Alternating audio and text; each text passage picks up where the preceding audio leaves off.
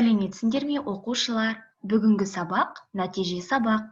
Мен не үйрендім? Жазылым тапсырмасы, 4-ші тапсырма. Дербес пікір тәсілін қолданып, Алматы метросы туралы пікіріңді жаз.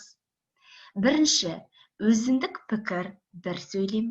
Екінші, дәлел, екі сөйлем. Үшінші, өз пікірін айғақтайтын мысал, екі сөйлем.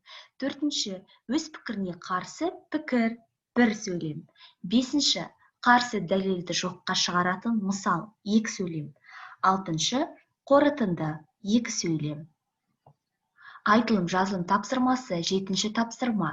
Сұрақтарға жауап бер. Берілген материалдарды пайдаланып, ақынның өмір баянын жаз.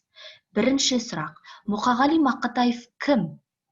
Екінші, ақынның «Ертең біз жол жүреміз» атты өлеңі не туралы? Үшінші, ақынның тағы қандай өлеңін білесің? Төртінші, ақын туралы кімдер пікір айтты? Олар ақынды қалай бағалады? Бағалау парағы.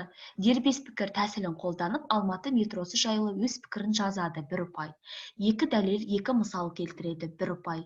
Өз пікіріне қарсы пікір жазады, оған мысал келтіреді, 1 ұпай. Қорытынды жазады, 1 ұпай. Ақпаратты пайдаланып, сұрақтарға жауап береді, 2 ұпай. 8-ші тапсырма, айтылым тапсырмасы. Мұқағали Мақатаевтың «Ертең біз жол жүреміз» өлеңі бойынша бірнеше сұрақ дайындап, көршіңмен сұхбат құр. Бағалау парағы. Мұқағали Мақатаевтың «Ертең біз жол жүреміз» өлеңі бойынша диалог құрады, 2 ұпай. Диалогта тақырып ашылады, 1 ұпай. Сауатты сөйлейді, 1 ұпай. Осымен сабақ аяқталды. Сау болыңдар, оқушылар.